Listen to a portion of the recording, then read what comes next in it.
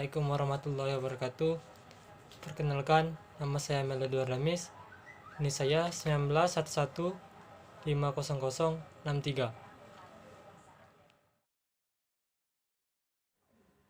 Baiklah, saya akan menjawab pertanyaan dari soal UTS dari mata kuliah akhlak tasawuf. Yang pertama, A. Jelaskan perbedaan antara definisi akhlak dan tasawuf.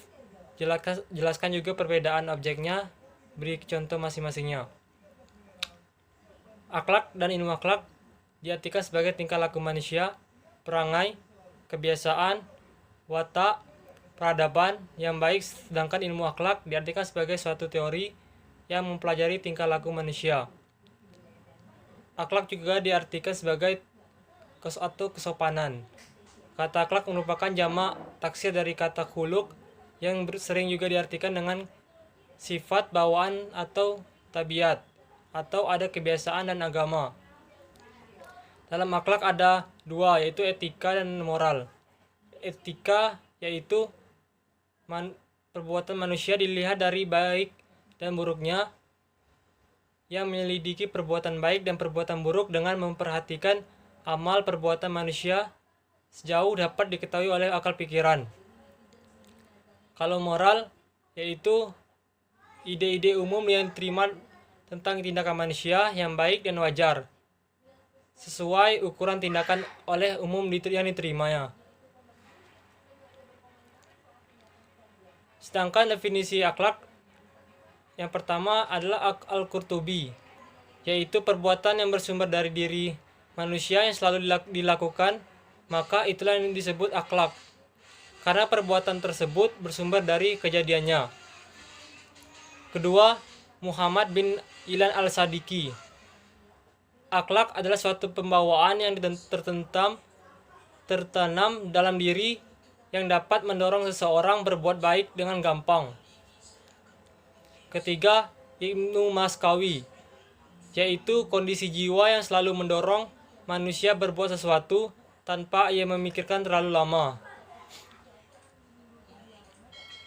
Keempat, Abu Bakar Jahir al-Jaziri, yaitu bentuk kejiwaan yang tertanam dalam diri manusia yang dapat menimbulkan perbuatan baik dan buruk, terpuji atau tercela. Keenam, Imam Al-Ghazali. Akhlak adalah suatu sifat yang tertanam dalam jiwa manusia yang dapat melahirkan suatu perbuatan yang gampang dilakukan tanpa melalui maksud untuk memikirkan atau lebih lama.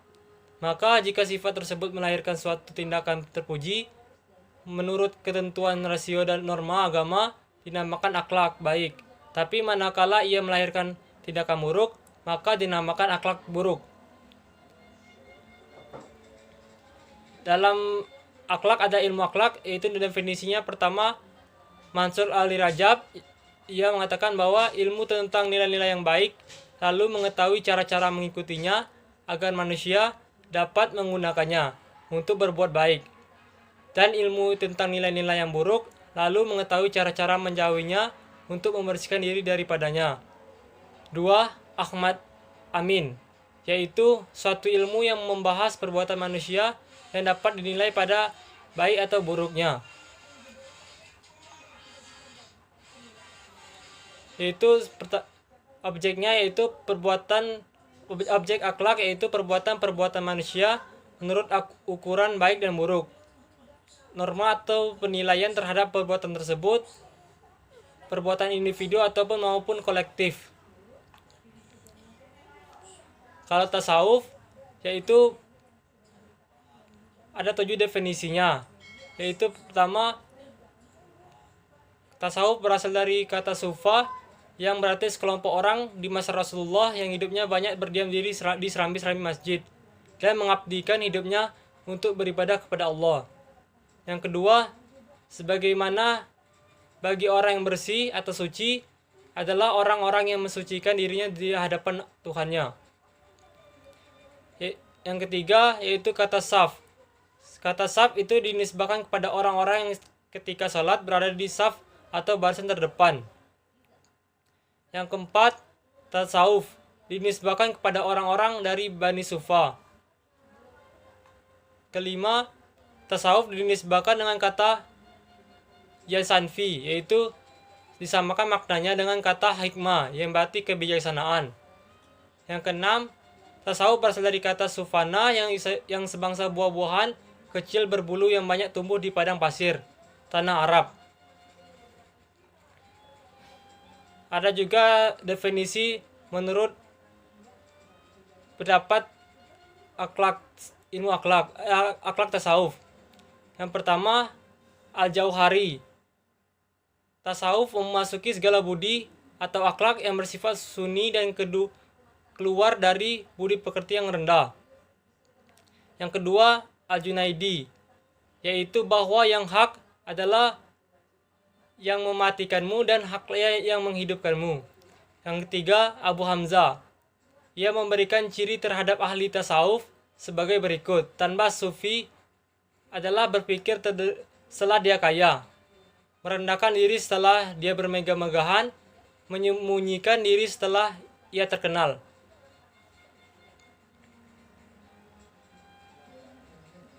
Yang keempat, Amir bin Utsman al-Makki. Tasawuf menurutnya seorang hamba yang setiap waktunya mengambil waktu yang utama. Yang kelima, Ali al-Kasab, yaitu akhlak yang mulia yang timbul pada masa yang mulia dari seorang yang mulia di tengah-tengah kaum yang mulia. Keenam, Al-Ma'ruf al-Karaki, yaitu mengambil hakikat dan berputus asa pada apa yang di tangan makhluknya. Yang B, tulislah hadis Nabi tentang akhlak dan hadis tentang dalam masalah tasawuf. Hadis tentang akhlak yang berbunyi Kila khola soliha li'atamama bu'ita tu innama. Artinya sesungguhnya aku diutus hanya untuk menyempurnakan keaslian akhlak. Hadis Ahmad dalam musnadnya nomor 8952, Al-Bukhari dalam Adab Al-Mufrad nomor 273. Hadis tentang tasawuf. Rabbahu arafa faqad nafasahu arfa man. Artinya barang siapa yang mengenal dirinya, sungguh ia tidak mengenal Tuhannya. Penjelasannya adalah agama Islam memiliki dua dasar dalam melakukan perbuatannya dalam sehari-hari. Maka dasar akhlak tasawuf juga berasal dari dua sumber itu, yaitu Al-Quran dan hadis. Hadis ketiga yaitu berbunyi An-Nasin bani Maliki kola Nabi sallallahu alaihi wasallam taraktu fikuma fi amro ini lan tidliu mata masakutum bihima kitaballahi wa sanata rasulillahi. Artinya dari Anas bin Malik berkata, bersabda Nabi sallallahu alaihi wasallam, telah kutinggalkan atas kamu sekalian dua perkara yang apabila berpegang pada keduanya maka tidak akan tersesat, yaitu kitab Allah dan sunnah Rasulnya. Penjelasannya itu bahwa dasar-dasar pegangan orang Islam adalah Al-Quran dan hadis, yang mana orang yang melakukan syariat Islam sesuai dengan Al-Quran dan hadis, maka orang itu tidak akan merasakan rugi. 2. Romawi 2a. Tulislah ayat Al-Quran tentang akhlak kepada Allah dan Nabi. Jelaskan, berikan contohnya. Ayat pertama A'udzu billahi minasyaitonir rajim. Bismillahirrahmanirrahim. Wallahu akhrajakum min butuni ummatikum la ta'lamuna syai'an wa ja'ala lakumus sam'a wal absara wal afidata lakum sam'a wal absara wa afidata lakum tashkurun. Artinya, dan Allah mengeluarkan kamu dari perut ibumu dalam keadaan tidak mengetahui satu pun, dan Dia memberi kamu pendengaran, penglihatan, dan hati agar kamu bersyukur. Yang kedua, ayat kedua berbunyi, maka hendaklah kamu manusia memperhatikan dari apakah dia diciptakan, dari air yang terpencar yang keluar dari antara tulang sulbi dan tulang dada. Ada 3 macam tasawuf. Yang B, ada 3 macam tasawuf. Yang pertama, tasawuf al-laki, yaitu tasawuf yang berkonsentrasi pada teori-teori perilaku akhlak budi pekerti, perbuatan. Akhlak tasawuf ini berupaya untuk menghindari akhlak manapun dan mewujudkan akhlak manusia. 2. Tasawuf falsafi. Tasawuf falsafi adalah tasawuf yang didasarkan kepada gabungan teori-teori tasawuf dan filsafat.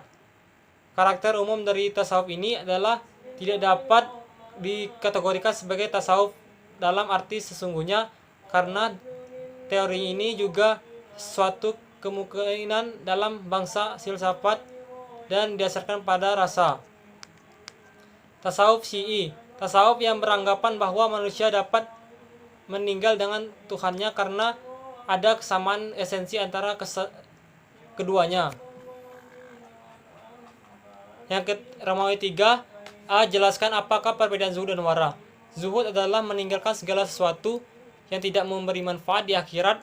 Adapun wara adalah meninggalkan segala sesuatu yang engkau khawatirkan akan menyusahkan atau merugikan di akhirat.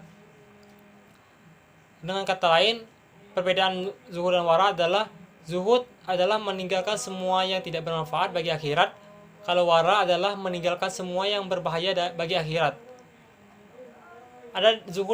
Arti zuhud dan wara di atas adalah ada dua hikmah yang diambil.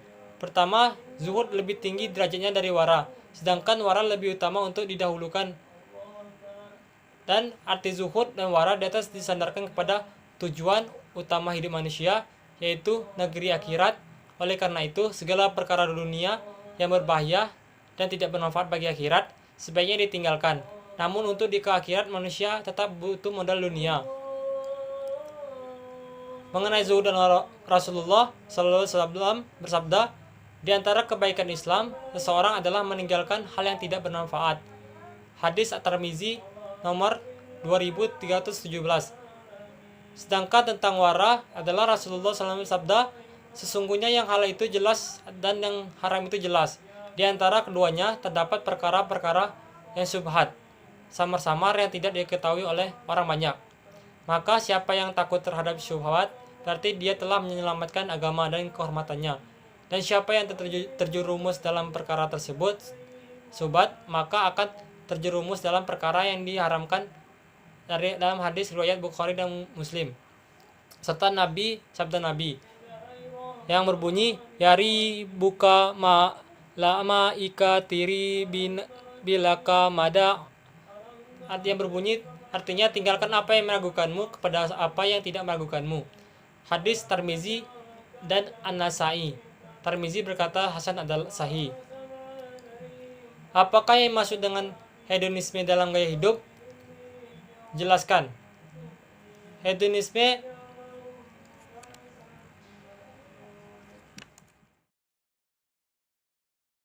yang keempat, Romawi 4 adalah pertama taubah.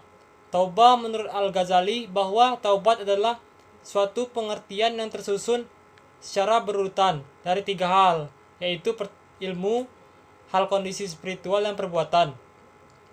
Ilmu adalah mengetahui seberapa besarnya dosa dan keberadaannya sebagai tabir penghalang antara hamba dan setiap yang dicintai. Jika hamba telah mengetahui hal tersebut secara benar dan penuh keyakinan hati, maka dari pengetahuan ini akan muncul rasa sedih akibat kehilangan apa yang dicintai. Sebab apabila hati merasa sedih atau kehilangan yang dicintainya, maka ia akan merasa sedih dan setiap hal yang tidak dapat dilakukannya akan disesalinya. Dikatakan pula bahwa taubat adalah api yang menyala di dalam hati dan letupan hati yang tidak melebar. Atau taubat adalah melepas pakaian kesangaran dan menyebarkan hamparan kesetiaan. Sahal bin Abdullah At-Tasturi berkata, taubat adalah bergantinya berbagai gerakan yang tercela dengan berbagai gerakan yang terpuji. Tetapi hal ini tidak tercapai secara sempurna, kecuali dengan berkhalawat, diam, dan memakan yang halal. Berbagai pendapat tentang taubah atau definisi tentang taubah tidak terhitung banyaknya, tetapi mencari pengetahuan tentang berbagai hakikat persoalan adalah hakikat penting ketimbang mencari lafaz semata-mata. 2. Kewajiban taubat. Ketahuilah bahwa kewajiban taubat itu dinyatakan secara tegas di dalam berbagai ayat dalam hadis. Yang pertama, Allah berfirman, "Dan bertaubatlah kamu sekalian kepada Allah, hai orang-orang yang beriman, supaya kamu beruntung." An-Nur ayat 31. Kedua, hai orang-orang yang beriman, bertaubatlah kepada Allah dengan taubatan yang semurni-murninya.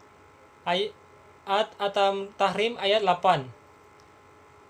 Taubat yang semurni-murninya yaitu nashu, yakni semata-mata karena Allah, terbebas dari berbagai kotoran. Tentang keutamaan taubat diungkapkan oleh firman Allah, sesungguhnya Allah mencintai orang-orang yang bertaubat dan Dia juga mencintai orang-orang yang mensucikan diri. Ayat Al-Baqarah, surah Al-Baqarah ayat 222. Rasulullah Shallallahu Alaihi Wasallam bersabda, sesungguhnya Allah lebih gembira terhadap taubatan seorang hamba yang beriman ketimbang seseorang yang singgah di sebuah tempat yang berbahaya dan membinasakannya. Ia membawa serta tanggangan yang memuat makanan dan minumannya. Kemudian ia merebahkan kepalanya hingga tertidur nyenyaknya.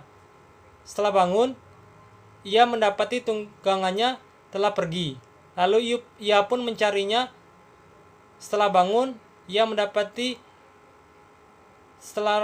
ia telah merasa kepanasan dan kehausan. Yang B yaitu al-ikhlas, ikhlas. Pengertian ikhlas yaitu secara bahasa kata ikhlas berarti dari bahasa Arab kalasa yakulusu, kulusan ikhlasun, yang berarti bersih, tidak tercampur, jujur, tulus, membersihkan sesuatu hingga menjadi bersih. Ikhlas juga berarti rahasia dan rahasia Tuhan yang ada di dalam hati hamba-hambanya. Nabi bersabda, aku bertanya kepada Jibril alaihissalam tentang ikhlas. Apakah ikhlas itu? Lalu Jibril berkata, aku bertanya kepada Tuhan yang Maha Suci tentang ikhlas. Apakah sebenarnya? Allah menjawab, suatu rahasia dari rahasiaku yang aku tempatkan di hari hamba-hambaku yang kucintai. Hadis Abdul Qasim Al-Kushairi dan Imam Ali bin Abi Thalib. Kata ikhlas biasanya dikhususkan untuk memurnikan tujuan dalam beribadah kepada Allah SWT, yaitu memurnikan diri segala macam campur tangan sesama makhluknya. Hadis Nabi yang dijadikan landasan tentang niat yang ikhlas adalah hadis riwayat Bukhari yang berbunyi, sesungguhnya amal perbuatan itu tergantung pada niat. Sungguh bagi seorang melakukan perbuatan menurut niatnya, barang siapa hijrah kepada Allah dan Rasulnya, maka ia berhijrah kepada dunia ia akan memperolehnya, atau kepada perempuan yang ia nikahi, maka hijrahnya adalah kepada yang diniatkannya. Hadis Al-Bukhari. Jadi seseorang ikhlas dalam amalnya adalah seorang yang berbuat sesuatu dan tidak ada pendorong apa-apa melainkan semata-mata untuk bertakwa kepada Allah Subhanahu wa taala atau mengharapkan keridhaannya saja. Hakikat ikhlas yaitu ketahuilah bahwa setiap sesuatu ternoda oleh yang lain. Jika sesuatu itu bersih dan terhindar dari kotoran, maka itu dinamakan khalis yang bersih. Yang ketiga, musabah. Musabah yaitu sejatinya berasal dari kata hasiba yang sabu, hisab. Maka secara etimologis makna kata tersebut adalah melakukan perhitungan, sementara dalam terminologi syar'i maka makna musabah sendiri adalah sebuah upaya dalam melakukan evaluasi terhadap diri sendiri dan melihat kebaikan dan keburukan serta aspek seluruhnya. Hakikat musabah yaitu dalam surat Al-Hasyr ayat 18 yang berbunyi, hai orang-orang yang beriman, bertakwalah kepada Allah dan hendaklah setiap diri memperhatikan apa yang telah diperbuatnya untuk hari esok atau hari akhirat. Dan bertakwalah kepada Allah, sesungguhnya Allah Maha mengetahui apa yang kamu kerjakan. Surat Al-Hasyr ayat 59 sampai 18.